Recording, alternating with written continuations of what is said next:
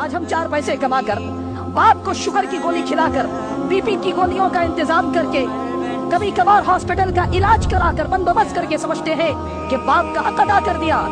एक इंसान अल्लाह के नबी के पास आता है, सवाल करता है, अल्लाह के नबी मेरी औलाद है, मेरा माल भी है, वलाकिन अभी यहताज माली, लेकिन ये मेरा बाप है जो हमेशा मुझसे माल का सवाल करता है, हमेशा पैसे पूछता है अपनी खर्ची के लिए। क्या मेरा ये पैसा बाप को देना, इसका क्या हुक्म है शरीयत में? अल्लाह के नबी सल्लल्लाहु अलैहि वसल्लम ने कहा था, अंता व मालुका लिअबीका, कि तू और तेरा माल ये सब तेरे बाप की प्रॉपर्टी है। अल्लाहु अकबर।